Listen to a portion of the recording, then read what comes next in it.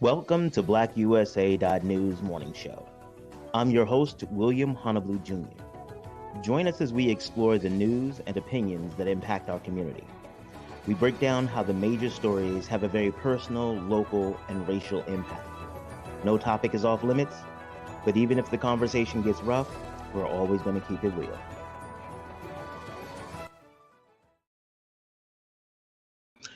Greetings and salutations, all my friends out there in internet land. I am William Honablew Jr., and I have the privilege of serving as the host of the Black USA News Morning Show. Welcome, welcome, welcome. Today, we're going to talk a little bit about business. We're going to talk about some of the challenges that entrepreneurs have, and talk a little bit about how we have found to make it through. And I say we today, because y'all know I ain't doing this by myself today. I got my co-host coming back with me. Y'all know Jennifer Hubbard, a repeat guest and a co-host of this business part right here. She's about to come out, talk to y'all for a little while before I got to take care of the business parts and stuff like that. Blah, blah, blah. So as always, want to give a big shout out to my team, Kyle, Crazy Horse Morgan, and Brandy Raymar, the production team, and Grace Awaka, my personal assistant. They do an amazing job. Because y'all know I'm wild. Y'all know it takes a lot to keep me reined in and things like that. And they do an amazing job. Want to talk about our partnership with Breadcoin. Breadcoin is an organization that takes your donations and turns them into food for people. It's an alternative payment system where they take the donations and they put the value in coins. And these coins right now, they have a value of $2.50. And what happens is that people are able to take these coins and they're able to go to restaurants and eat and pay for it with the coins. The beauty of that is that it provides an opportunity for these restaurants to continue to give and engage the community, but it also gives people an opportunity who may be hungry or may be homeless or may have other conditions or situations. They can go to a restaurant and they can eat with dignity like everybody else. So often our system requires people to give up their dignity for help. To sit in these offices and to have people question you about everything, and then on top of it to have the stigma associated with your condition. I appreciate the fact that Black USA News has a partnership with Breadcoin so that people don't have to live like that. As you all know, this is an election season in Maryland. Maryland 2022 elections are here and they're real. What we're doing is that we're replaying some of the shows that we've had that feature candidates or candidate teams. Make sure that you keep checking us out so that you too can stay updated on what's going on. All of the sample ballots should have been out in Maryland in around June 9th or 10th. And the election is July 19th for the primary, and the general will be in November. So make sure that you stay abreast and aware of that. Let me tell you all a little bit about my company. Hi, my name is William Honablew Jr., and I'm the host of the Black USA News Morning Show and the president of the Grinding Gang Incorporated. The Grinding Gang is an organization that helps small business owners in the nonprofit and for-profit communities figure out how to make sense of all the noise. There's a lot of information out there, and sometimes it gets a little overwhelming. We help you develop business plans. We help you figure out what to do with a lot of the information you receive. And we also help you figure out how to become more profitable. We also host a variety of workshops. You can check out our next workshop on grant writing right here. All right, so that's what we do. Whoops, let me get this down. So that's what we do at the Grinding Gang. We help people get business done because it's hard out here. And I have an amazing partner, and she about to. You know what? Wait, I gotta check. Is there anything else on the list? Nope. I think I got it. Take its time.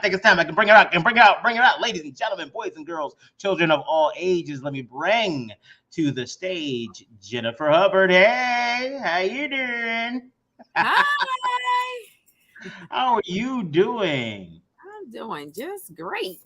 That is awesome. So today we're going to talk a little bit about business. There might be some people who not tuned in before or may have missed the shows that you've been on. So before we jump into it all willy-nilly talking business stuff, tell them a little bit about yourself. Let's see if I get better this time because I Okay, okay. so my name is Jennifer Hubbard. I am the president of Maryland Success Lab. I am a well-experienced nurse, a lab director, and nurse educator. Um, I I actually orchestrate and plan for Maryland Success Lab a series of allied health classes that are inclusive of, but not limited to, virtual phlebotomy classes, how to become a mobile phlebotomist. And coming soon, we have a CCMA, which is the Clinical Certified Medical Assistant, and Pharmacy Tech. We also have a series of allied health classes, so I'm not going to list them all, but we have plenty. Our telephone number here is 443-353-9729. And you can also follow us on TikTok at Maryland Success Lab or Instagram or Facebook at the same at Maryland Success Lab. You better tell them how they can find you, girl, with your bad self. Make sure they know what's going on. So one of the things that Jennifer does, and not necessarily as a direct part of her business often, she does consulting. It's kind of like one of those things that she does with business partners and stuff. I'm trying to get her to do it full on, but okay. Is my video choppy? Or are we good? I'm getting there. Nope, we good. Okay, cool. So yeah, you getting in and that's cool. So this is part of me rushing her through because I'm not a patient man. Y'all know me. Y'all know I try to be patient. It's like 7. Nope. Okay, now we're done. Well, how are we gonna do it? Nope. Okay.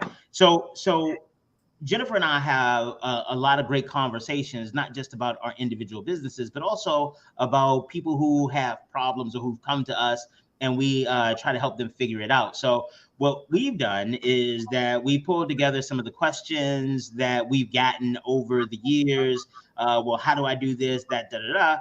And we're going to chop it up about them on how these things can happen or sometimes how you could get in these situations. Because for people who are not in business, they're like, how did that even happen? How do you even get to? It is easy. So do you have a question you want to start with, Jennifer? Anything that somebody or a case that somebody gave you, whatever you want to cover?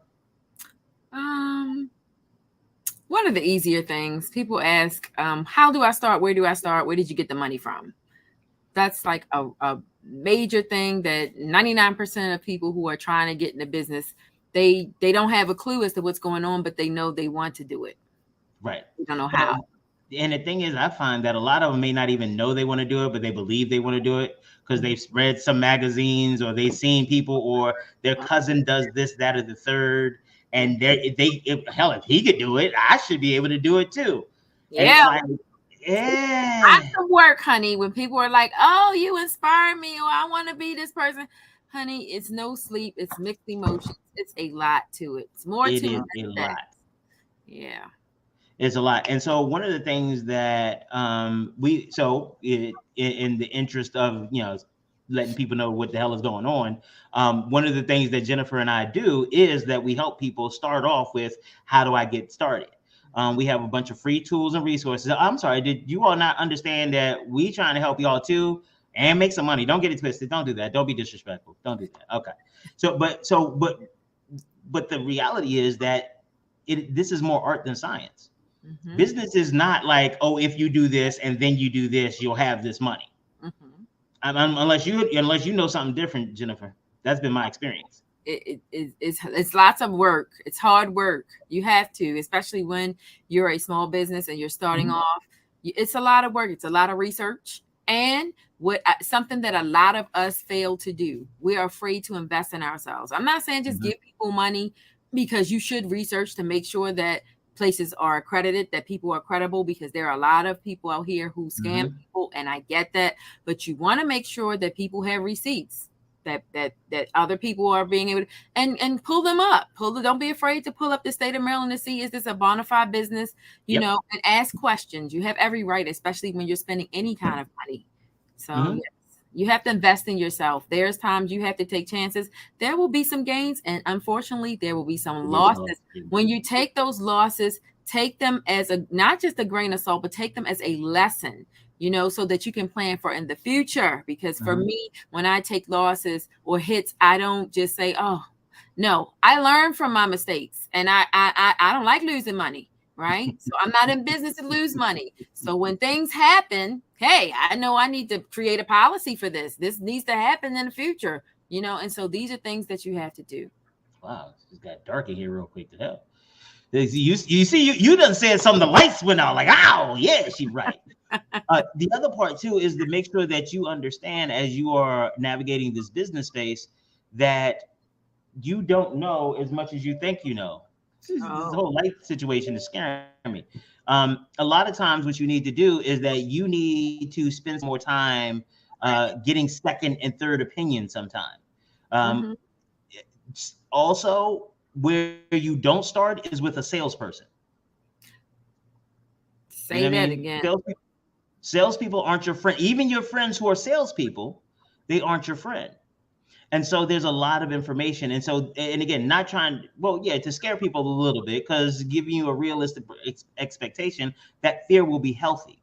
I'm not saying be terrified of everything, but the fear makes you cautious, and find people that you can trust. People who tell you really great things and it sounds too good to be true, it normally is. Like, I know a lot of people who got into this whole crypto situation because it sounded good.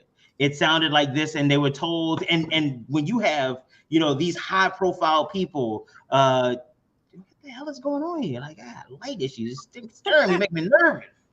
Too early. Ignore the distractions. Yeah, that's what, because you know what it is? Because I'm saying something true. I'm saying something true, and it's like, we don't want the truth. There you go. But that's a sign. That's a sign that you should be doing this. That's exactly what this is. We need to make sure that we are guarding ourselves and our people. We are making sure that we know what's going on, because this is hard. And the more resources that you have at your disposal, not just money. Now, I would say you need to know something before you spend money. Absolutely. Because there's a lot of people who will take advantage of the fact that you don't know what you're talking about.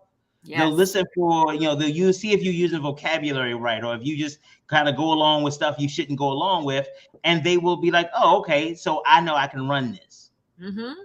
That is not helpful to you or your business.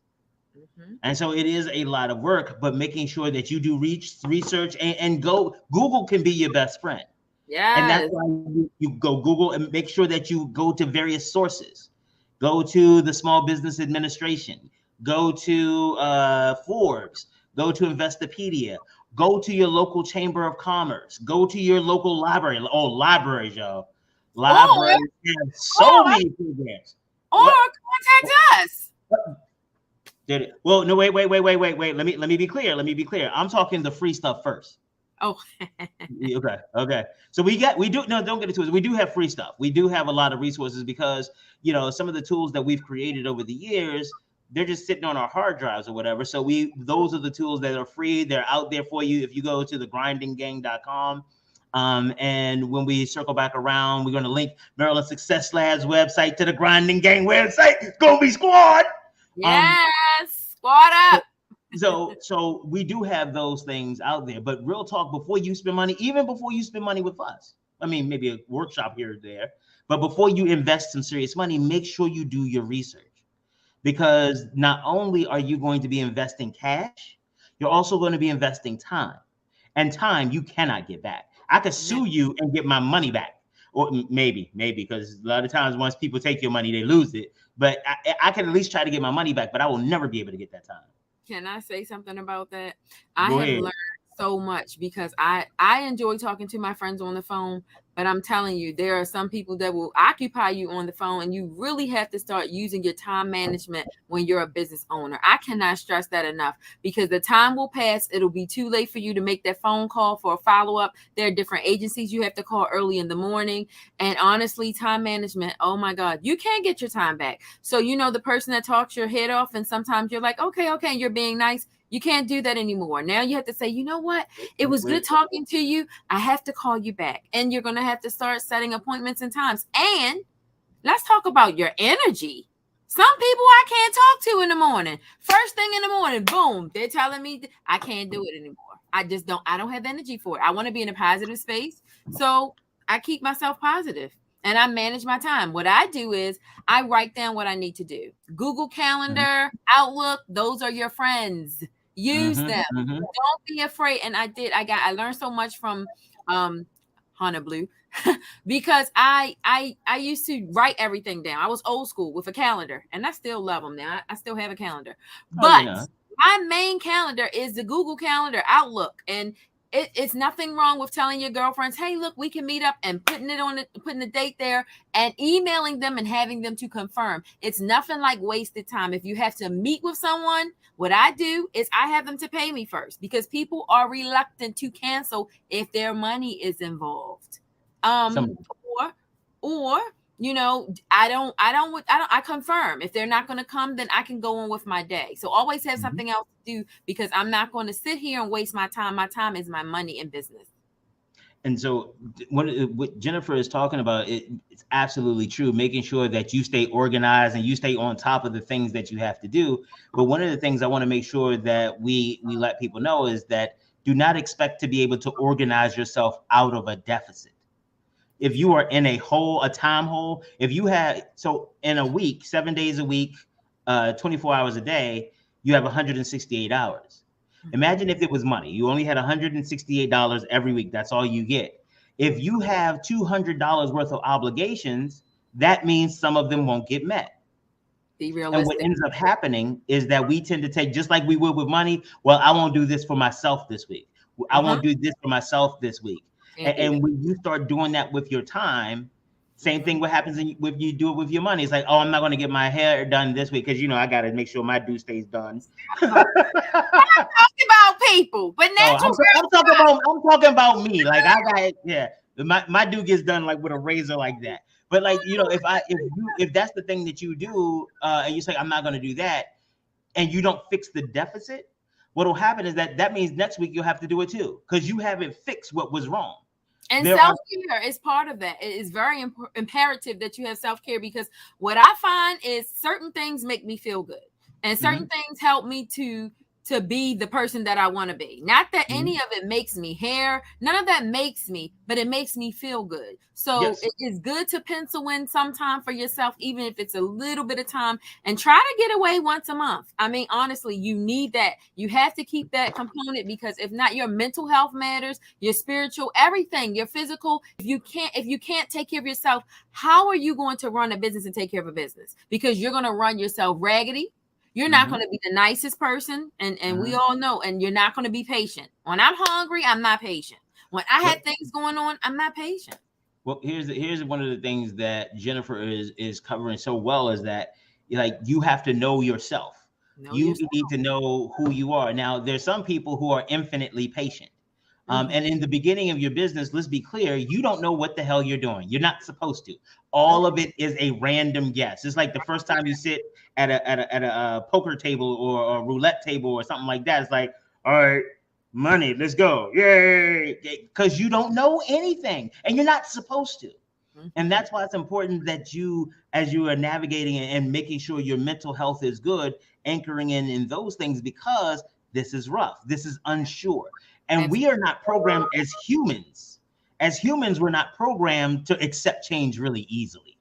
We resist change because, our hardwired in our DNA is when we were out roaming the world, and anything could eat us. We were not that high on the food chain back then, because we didn't even have tools. We barely understood our thumbs. And so we were low on the food chain. So if we found something safe, we stayed there, because we knew that there's no animals here.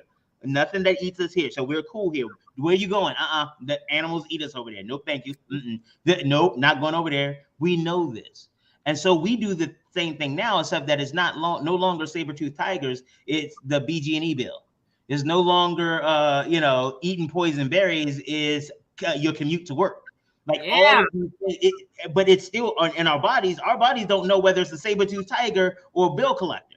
Our bodies don't know whether it's you're nervous because you have this great proposal coming up or you're seeing an animal charging trying to eat you.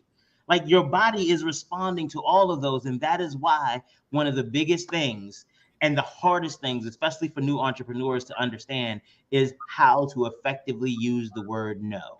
Yes. Learn to say no. It's okay. In the beginning, it will be hard because you're just trying to figure out what you're doing. You're taking samples. It's like when you go to a new restaurant and a buffet. Okay, because y'all know back in the day before COVID, I used to love me a good buffet. Honestly, I might be immune to COVID now. There's so many buffets that I've eaten at. But when you go to a new buffet, you get a little bit on your plate. You go to everything, get a little bit, and you taste it all. That's what it's like when you first open up a business. Like you don't know if you have an idea, like, oh, I like fried chicken.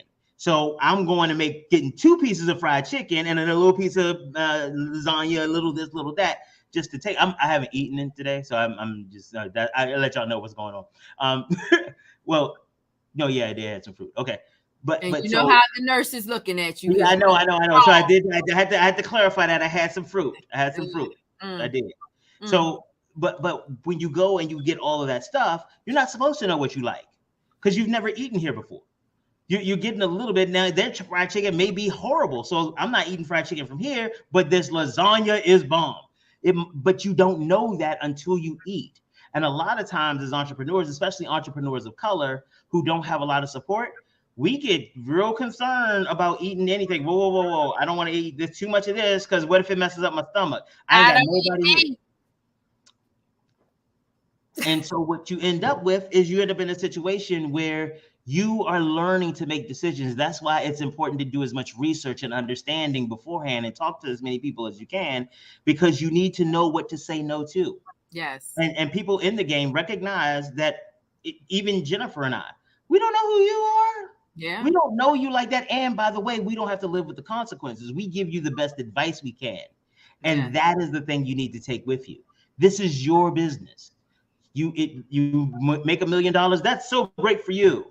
You lose $1 million. Oh, that sucks for you. You're the one that has to live with it. So these decisions need to be ones that you are comfortable living with. I'm sorry. I realize I get excited about talking about business, Jennifer. What I missed? Tell them what I missed. No, you did good. Oh, okay. So do you think we answered that question, like how to get started? SBA, get some mentors, make sure that you are engaged, and for me, just do something small so you can get an understanding. So a wise person once said to me, treat it as a big elephant and take small bites at a time. Also protecting your energy, like I said, because it is an emotional roller coaster. You have to change your mindset with business. Like you cannot think the way that you're used to thinking. You can't think as a poor person if you're trying to elevate to become, a future billionaire. You just can't keep your mindset in that poor place. You have to see beyond. You have to dream. You have to envision things, and proper planning is everything. Absolutely. Actually, that brings me to one of the questions that I get asked a lot. Do I really need a business plan? And the way I normally answer this one is like, it depends on what you mean a business plan. Because when people normally think about business plans, they're thinking about this document that you give to a lender or those things. Yeah, it's all the details, spreadsheets and months and pro formas and stuff. That's fine. Do you need that? No, you don't. Because what that document is, it is just a way for you to explain what your business does to somebody else. And this document, the way they have it formatted, and a lot of places have some basic components to it, but everybody is looking for their own kind of thing because they have specific questions. So don't think that there's a magical template that you could just put stuff in and boom, everybody's going to want to fund your business, because yours sounds like somebody else's. I guarantee you your business plan. I love it when people's like, mine is so new. Nobody else is doing anything like this. Somebody's thought of it. But what's going to make you different? That's the question. What's going to make it different? What's going to make you different and stand out from everyone else? And that's on the marketing side.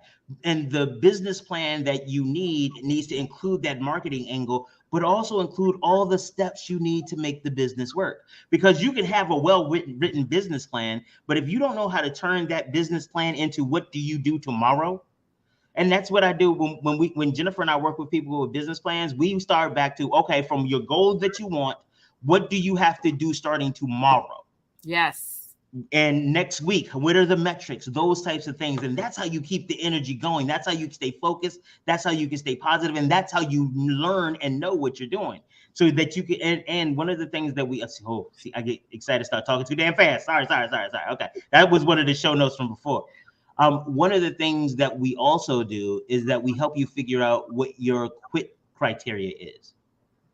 Because in business, I really do believe that as you start, you need to have not an exit strategy. And I want to be different. Make sure you understand.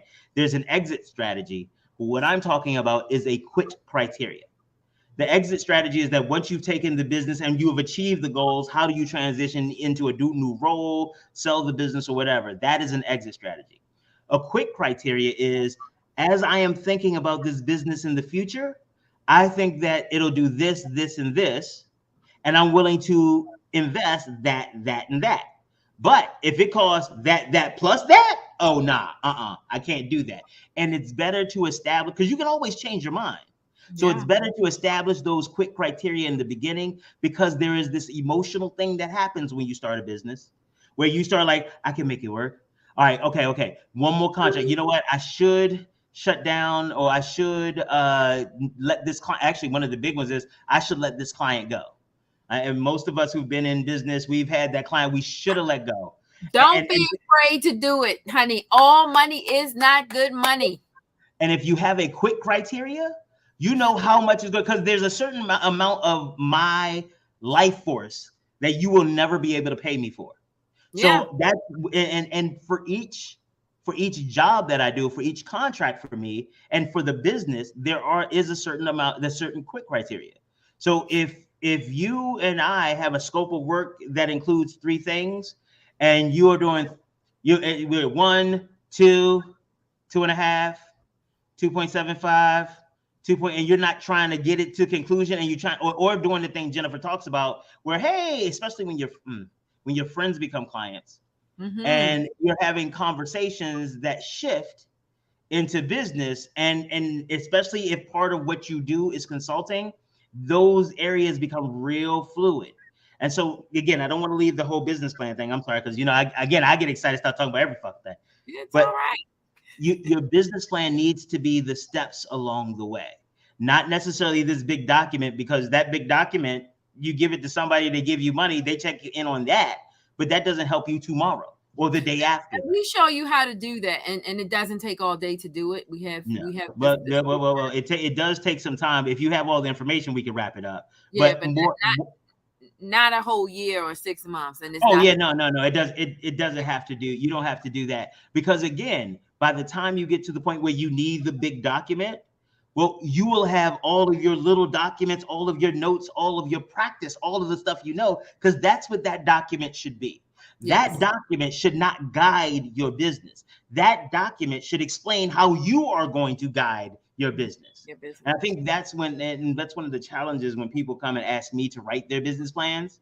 It's like, could you go pick out an outfit that I'll look good in? Okay. All right, cool. And I may be able to do it, but the more information you can tell me about where you're going, what colors do you like? What is your date going to be wearing? What kind of pictures, what kind of lighting? The more you can tell me, the more I can make sure that you are slave to the gods. Slave to the gods.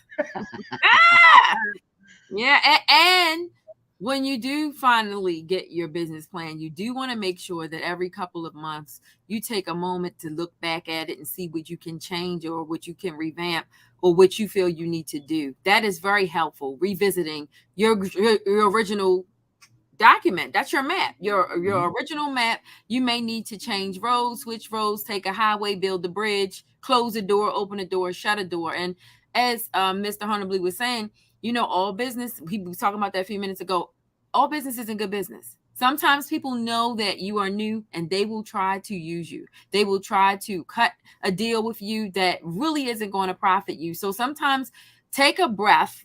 And what I have learned, and this is honesty, is I don't reply right away to some things. Okay. Especially if it's a customer service issue, sometimes I'm like, you know what?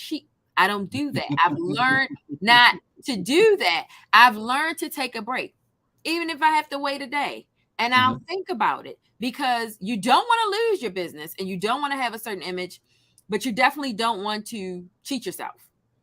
So be fair and be honest, but see where it's going to land you. So definitely, all money's not good money. Sometimes if you get that inkling inside, I'm going to tell you from experience, it almost cost me everything. In fact, it almost cost me everything I had a few years ago.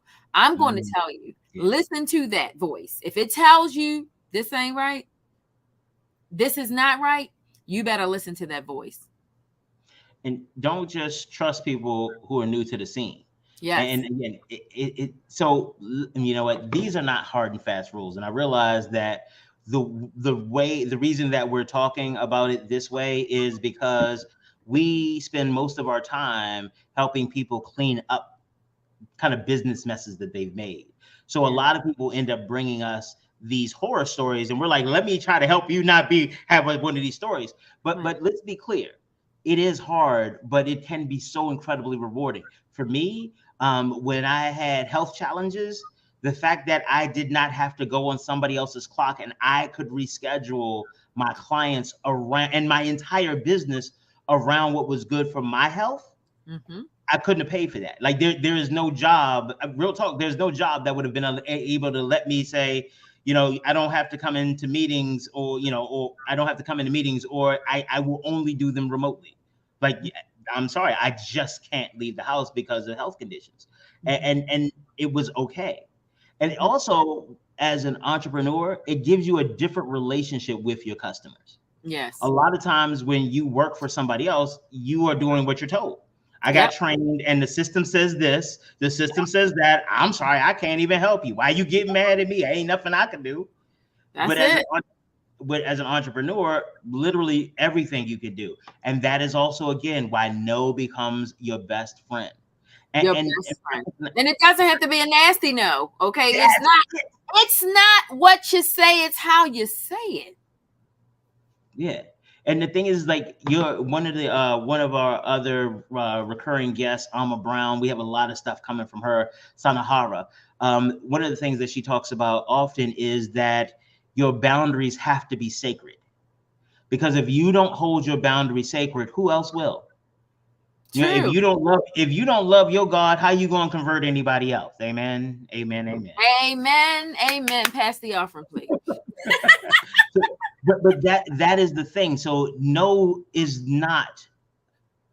We get taught as we mature, we get taught that no is a bad word. Whenever somebody says, especially when you're young, normally when you hear no, something has gone wrong. Yep. Somebody's saying, no, what? No, you don't touch that. Right. Or the crocodile tears because it's spoiled and you're used to it. Okay, wait. Yeah, I think that's another show. That ain't this show. That's a different show. That's a different But so we get taught no, and also many of us have been so disappointed over our time that we don't want anybody else to feel that way. We don't want to say no, and we hate the fact that we have to do it. That fear will also cause you to give away your business in some cases. Because instead of telling somebody no, or saying like, oh, that's too much, or we can't do that, or we won't do that. Well, why not? Because I just told you we won't. Like, that literally is the reason, because I said so. I'm in charge and I can. No disrespect. Because, and that's the thing. People may see that as being disrespectful, but it's not. It's just being very clear. I'm not playing a game with you. If I was trying to say, oh, let me think about it, that is disrespectful. Mm-hmm. That is a waste of time. And like we just talked about, you can't get that back. If I tell you, let me get back to you, and in a week or two, and I have no intention of doing business with you, you out a whole 2 weeks that you could have been finding somebody else. Honey, always try to make a backup plan. And never let me say this, never give a person all of the keys. So as they say, don't put all your eggs in one basket. I have backup plans. So if one thing doesn't work, I can do, and always have knowledge of what you're doing. In your business, sometimes you have a lot of people who are great. Don't get it wrong.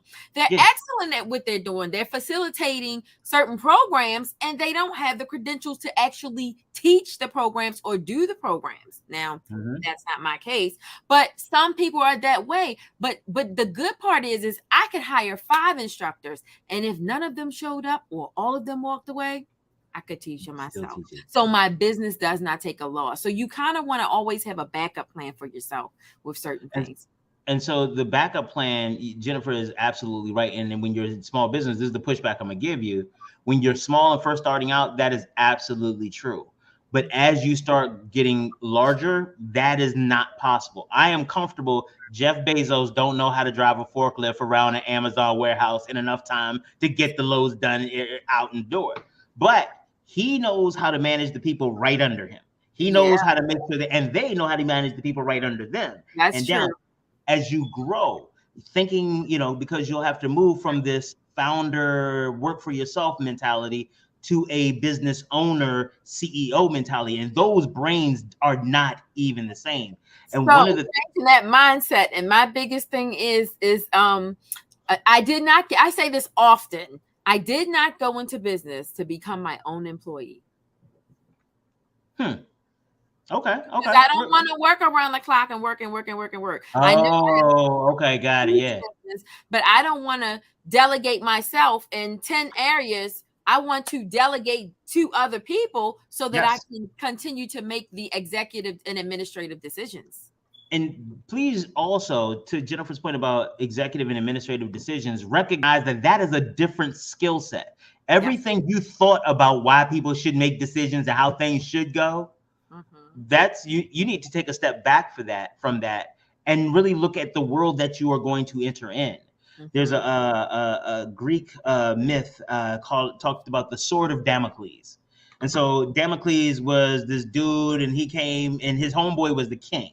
And he was like, and the king always talked about the next thing, the next problem he had to deal with this. And Damocles was like, yo, you are such a lame. He's like, what you talking about? He was like, yo, you got all the money, all the women, and all you do is sit around and complain. You whack. The king was like, oh, word? Check this out. I'm going to take a day off because you're right. And I'm going to leave you in charge. And I'm gonna set up a whole banquet for you. They're gonna be women, food, wine, all of it. And all you have to do is to sit in this chair all day and enjoy it. Just sit in the chair. You can't get up, but you sit in the chair and enjoy it.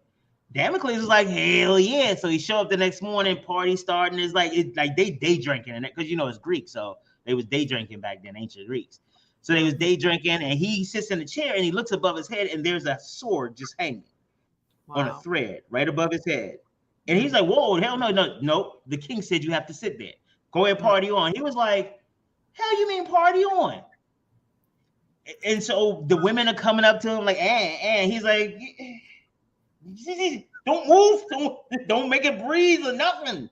Because there's a sword sitting over his head. So the king comes back the next day. He's like, yo, I had a great time. How you doing? Dude is like, yo, what is wrong with you? You are crazy. He said, that is what a king lives with all the time. There's always a sword. There's always an enemy at the gate. There's always an economic crisis on the floor. There's always somebody trying to, hell, back then it was trying to just kill you. Like there was no election. It was just kill you.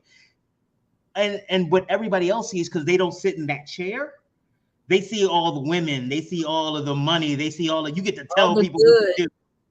But they don't see this invisible sword that is always hanging over your head. Always. One wrong move and it could be over. And a big mistake. And the thing is that's why it's important to go to the SBA, to go to the SBDC, to do this research along the way, because it won't prevent people from trying to get you. It also won't prevent you from making mistakes. No. But you will have enough information, hopefully, that you can mitigate any losses. Absolutely. And also work with people like us. Yeah. Come in and by the way, listen to BlackUSA.news. Yes, follow, like, and share. Follow, like, and share. Hell yeah. Gotta support it all the time. One of the things that you mentioned a little while ago, you talked about how you need to evaluate your business. You need to be able to tell what's going on here and there and stuff like that.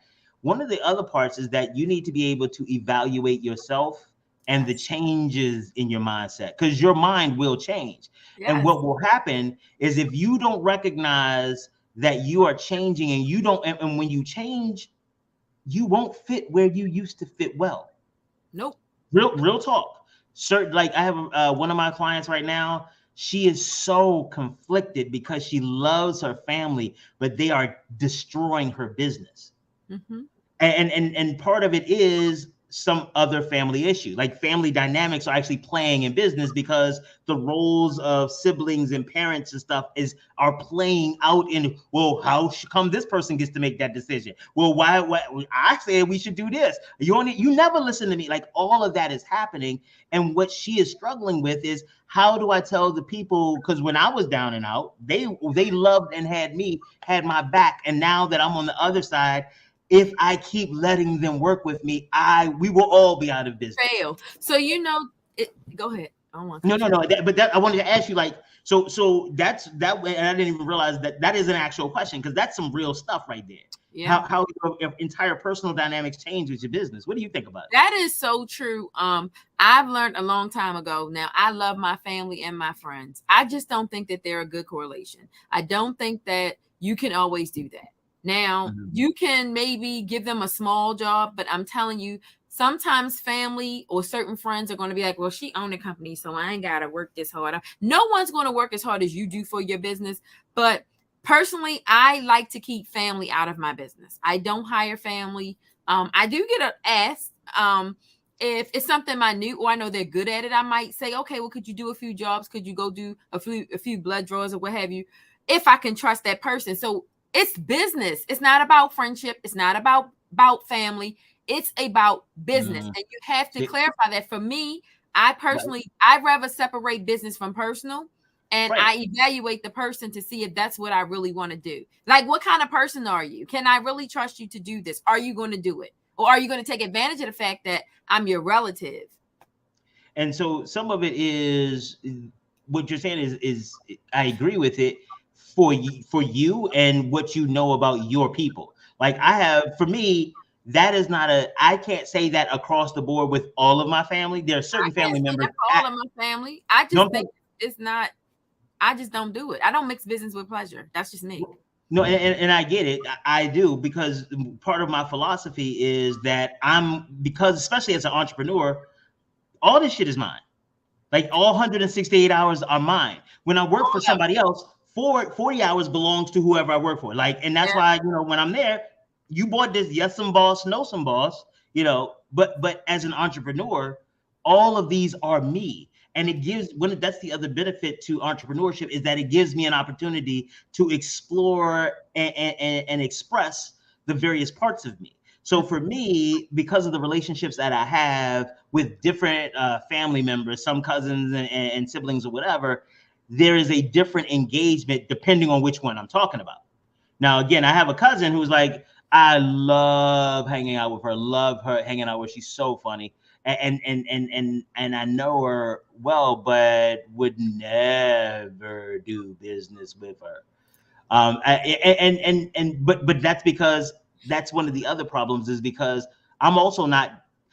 The people that we hire in business, some of them are worse off than our family members. It's just that we don't know the backstory. Yeah. And that's why sometimes family isn't the best people to support you, because with me, it's so funny. A lot of the cousins that I didn't grow up with are the ones that I can do business with now, because we don't have all of that extra history about, I remember when we was little, and I could never tell you.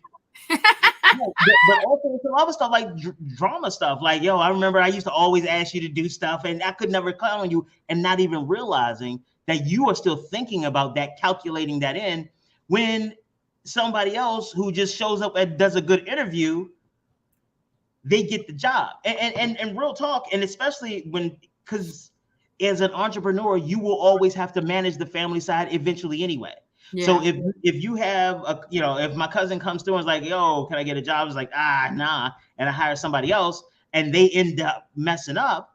Well, now that's a conversation. Oh, how did that hire go, huh? What's up? How that job? Oh, you could hire your cousin, but how did that work out for you? And again, But I'm sometimes that's exaggerating. how it has to be. I mean, like I said, it's nothing personal. It's business. Except that my thing is that it is personal because you are your business.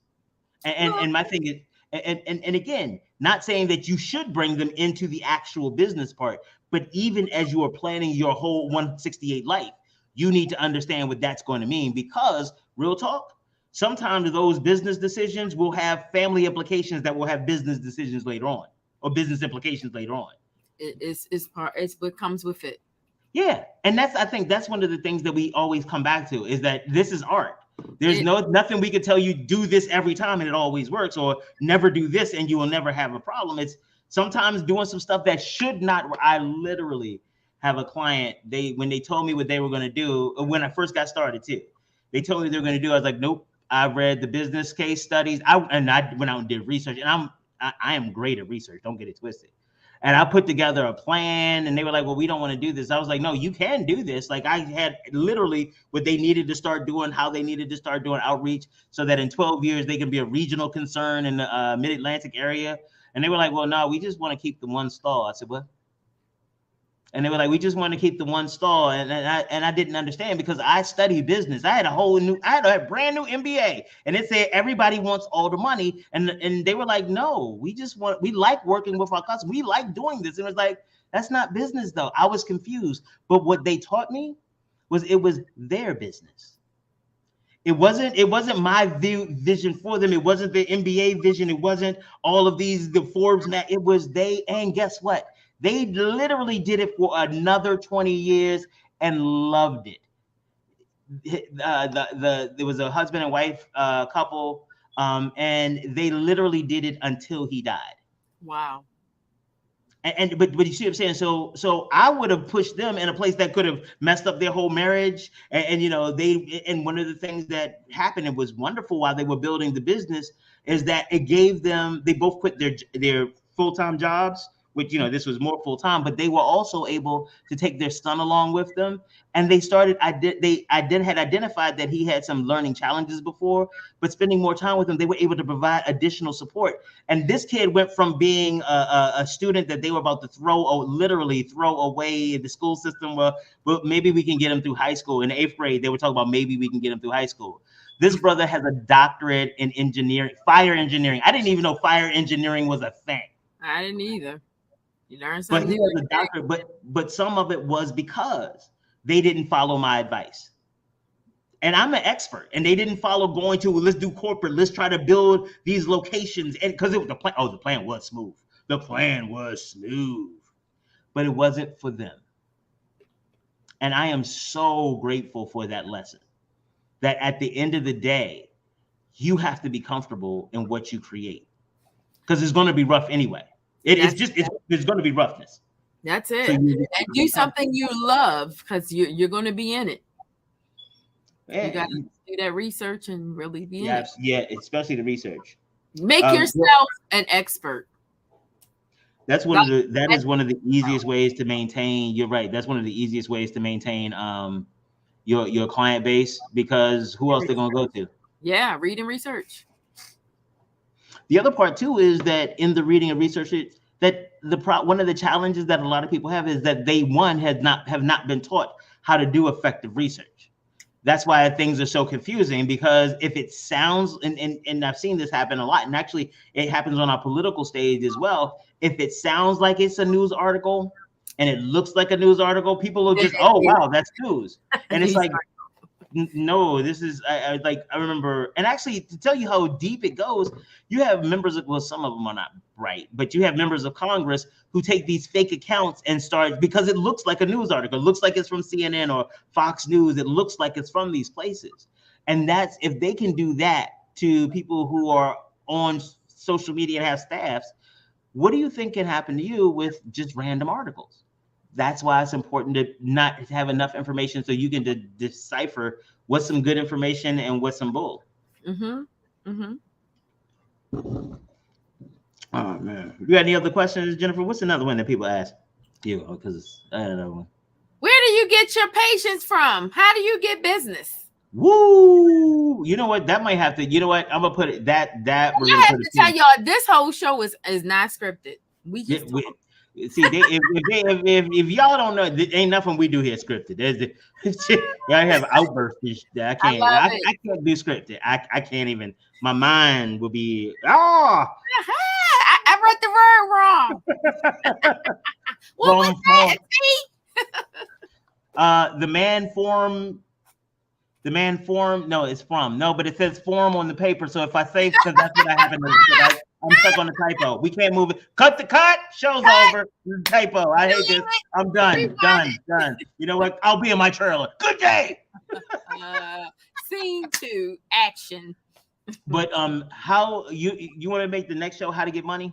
How to get clients and how to get money? Yeah, let's talk about money. Yeah, because we're not going to do that in 10 minutes. That's disrespectful to even try. That's disrespectful. That is I did throw a bone out there, though. You did. So the next time y'all see the commercial, or next time you see the ad for us talking business, you might want to go ahead and get back up on that. Get back up on it. Like, follow, share. I love it when you do that. That's wonderful. We're gonna make that part of the thing. Hey. All right. So aside from how to get customers, and we talked about the business plan, we talked about the mindset. We actually even talked about, because one of the questions that I had was about how do you handle your friendships and stuff. So we talked about that. You have to change some of your friends. You do sometimes. You just do. Yeah. I mean, I have a person that I'm mentoring at present, and she and I have been friends for a long time. And we kind of fell off over the years, and then we came back, ran back into each other, and we're back on point. But she's starting a business, and she has another friend that she's been friends with for a long time. And this friend, I'm not saying anything negative, but the friend isn't a business person. She's not, she's comfortable where she is. She doesn't want to grow. She doesn't want to advance. She's happy where she is. And that's okay. Absolutely. But she doesn't understand now that the person that I'm mentoring, has other obligations. She can't stay on the phone with you all day anymore. She can't watch your kids for you anymore. She has other things she has to do. So yeah, choosing your friends, sometimes you have to change them. And then you have friends that speak negatively against what you're saying. I've had that, where a person I thought was a friend, they came in and they said all kinds of things. And fortunately, I'm not easily broken, but I was able to realize that this isn't the person that I want in my space. I don't want this person in my face. This person is not helping me, because this is the goal that I have. And this person is the obstacle, because they're stopping me from seeing my vision. So when you have people who are deterring you from your goal, your dream, your vision, and they're not promoting, your real friends are going to encourage you, and they're going to be real too, because we have that friendship. I'm like, that sounds dumb. I don't think you should do that. Now, if you do once a fool, what they say twice, the first time we let you slide, but the second time, really, you didn't collect your money, you got done like that again by the same person. I don't feel bad for you. So you have real friends, but sometimes, unfortunately, some people are in your life for a season. Some people are in your life, everybody's in your life for a reason, but what's the reason? Is it for good or for bad? And if that season may be over for that person. And I've had to delete people, block people, change my number, don't talk to them like I used to. I have a person who recently I stopped talking to because she monopolized my time. You can't fool with my time. And but she talked, it's like she just talked so much, and it wasn't about anything. It wasn't helping me with my business. It wasn't helping my mindset. So I had to make an executive decision that this person, I'm only texting and I'm only responding. You're not obligated to respond to everybody. You're not obligated to answer your phone. And if I say I'm going to call you back, I'm going to call you back. It may not be today.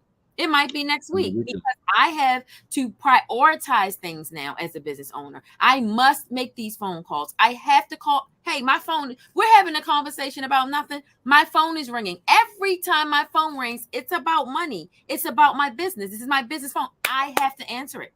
It's just that serious. And so I know we're running out of time. Yes. One of the things for me that I learned, because every once in a while I call it a culling. There are people who are in my life that I am no longer a good fit for. We don't fit each other, and that's okay. But what I also had to learn to do, which was a little harder, was had to figure out how to love people differently. Yeah. And the example that I use often is with my mom. Now, I love my mom. My mom is an amazing woman, and I know she loves me and thinks that I am one of the smartest people that she's ever met. She's right, but she's there. But I remember when I first got into law school, and I think I told you this story before. When I first got into law school, I was in the car with my then wife, and our kid was in the back. I called my mother. And I told because we also had a cell phone at the time. We was fancy, and it was after 7, so my nights and weekends kicked in. So I was like, "Hey, mom, let me call the free nights and weekends." It is. So I was totally telling her that I got into law school, and she said, "That's wonderful." She said, you can defer for a year." And so what you might want to do is that your aunt works at the Washington Suburban Sanitation Commission and can get you as a job as a supervisor. If you work there for a year, you'll have seniority and you'll have benefits and things because you have a wife and child, and then you could go to law school. Now, let's not get it twisted. My mother was trying to help because she wanted me to be safe. Yeah. She saw that I had responsibilities, and for some of the stuff that she saw about people who went to law school and not making it through and the debt that they had, she was like, let's make sure you have something else before you go to law school. And again, that's absolutely fine. But I also realized that her loving me did not mean co-signing me. She was still her. And I had to realize that, because that was a shift in our relationship. Normally, all of my ideas are wonderful. She's like, go ahead, baby. You could do it. Go ahead, baby. And so I had to struggle with like, well, do you think I can't? You think I can? You don't believe me. I can go to law school. I can law school. I'm smart enough. But honestly, just really trying to navigate through that. And I realized that our relationship had been so much about her cheerleading that at the time where she wasn't cheerleading, when I needed her to, or when I really expected her to, like I expected this one to be sis boom ba, and to not get that, the story in my head could have caused a problem. But we were able to really talk it out and reconcile, and I understood, because from her, she was afraid. They had been in situations where they had almost lost everything, and she loved me enough not to want to see me go through it. Yeah. But that wasn't her trying to stop me from becoming a lawyer. It was her really trying to love me in the way and protect me. And one of the things that started a part of our relationship, where it's you're going to have to understand that I am a man who will make mistakes. Yes. And I appreciate your support if I do, and understand if you decide not to if I do. That is absolutely okay. But part of this is that we need to change the dynamic of our relationship, because I don't want to end up being the dude who never talks to his mother because she's always trying to control him. I was like, we had I love her too much to continue with, to even have that become a story. And so some of it isn't just about, cutting people off, because you will absolutely have to do that. And some of them are going to hurt. And again, we talk about this part because everybody else is trying to sell you on the happy stuff. They're trying to sell you on the things and but we want to make sure, because I got to be honest, for me, I wish somebody had said this to me. I would have done things a lot different. I still would have done it, but I would have done it smarter. I honestly, I wish I'd have talked to me before I met. You know what I'm saying? Stop. Yeah. But I thought about the time paradox and the stuff like that. It would be too much. It's a whole movie. Yo, how did we get through this much time this quickly? Yo, it went so damn quick. All right. Okay. So, Jennifer, next time we come through, we're gonna talk about how you actually get clients, right? Money. All right, we're talking about money next time, ladies and gentlemen. Jennifer, tell them how to make sure that they can get in contact with you. We gotta make sure they buy something from you.